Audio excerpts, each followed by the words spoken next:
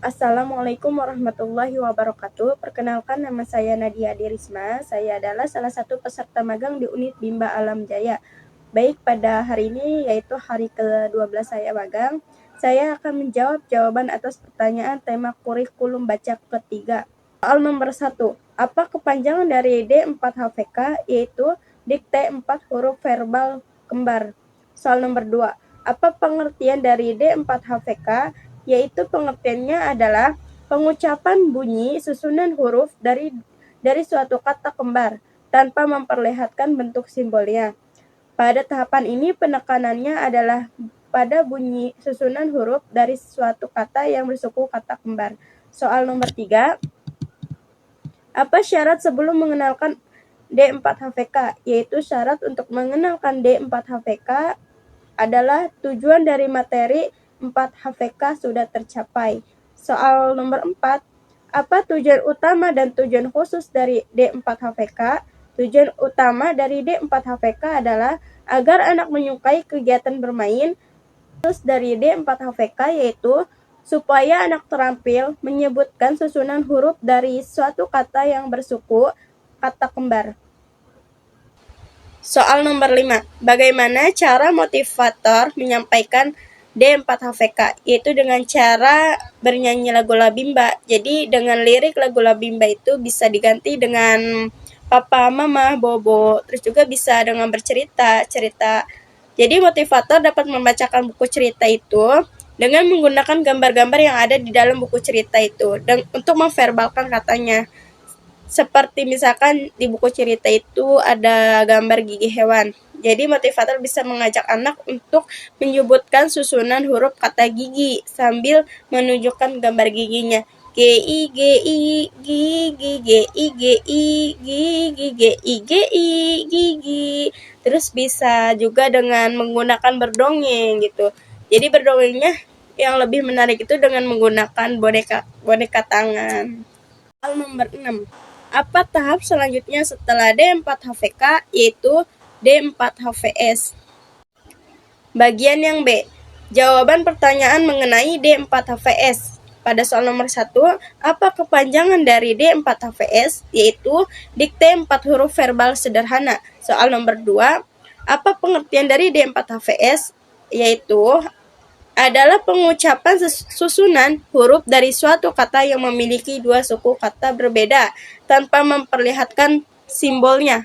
Pada tahap ini penekanannya pada bunyi susunan dari huruf dari suatu kata yang memiliki dua suku kata berbeda. Soal nomor 3, apa syarat sebelum menggunakan D4HVS? Syarat yang harus dipenuhi untuk menggunakan materi D4HVS yaitu 4 HVS dan dikte 4 huruf verbal kembar. Soal nomor 4. Apa tujuan utama dan tujuan khusus dari D4HVS? Tujuan utamanya adalah agar anak tertarik dan menyukai kegiatan bermain verbal dikte 4 HVS. Dan tujuan khususnya dikte 4 HVS adalah anak mengerti bunyi susunan huruf dari suatu kata yang memiliki dua suku kata yang berbeda. Soal nomor 5. Bagaimana cara motivator mengenalkan D4HVS? Yaitu dengan cara bernyanyi lagu Labimba. Jadi dengan lirik lagu Labimba itu bisa menggantikannya dengan kata D4HVS seperti papa lari pagi dan juga bisa dengan bercerita. Jadi di dalam buku cerita itu misalkan ada gambar sapinya, motivator bisa mengajak anak untuk menyebutkan kata sapi. S-A-P-I, sapi, S-A-P-I, sapi, S-A-P-I, sapi. Soal nomor 6. Apa tahap selanjutnya setelah D4HVS? Yaitu tahap selanjutnya D5HVS. Bagian yang C. Jawaban pertanyaan mengenai D5HVS. Soal nomor 1. Apa kepanjangan dari D5HVS? Yaitu dikte 5 huruf verbal sederhana. Soal nomor 2. Apa pengertian dari D5HVS? Yaitu pengucapan susunan huruf dari suatu kata yang terdiri atas 5 huruf tanpa memperlihatkan bentuk simbolnya. Pada tahapan ini penekanannya pada bunyi susunan huruf dari suatu kata yang terdiri atas 5 huruf. Soal nomor 3. Apa syarat sebelum mengenalkan D5HVS? Yaitu syaratnya sebelum mengenalkan D5HVS adalah 5HVS dan D4HVS.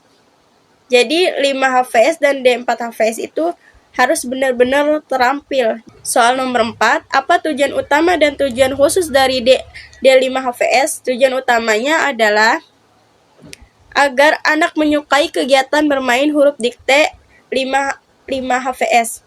Tujuan khususnya adalah agar mengerti bunyi susunan dari huruf suatu kata yang terdiri dari 5 huruf. Soal nomor 5, bagaimana cara motivator mengenalkan D5HVS? Yaitu dengan cara bernyanyi lagu Labimba dengan menggantikan lirik lagu Labimba seperti Mama masak sayur gitu.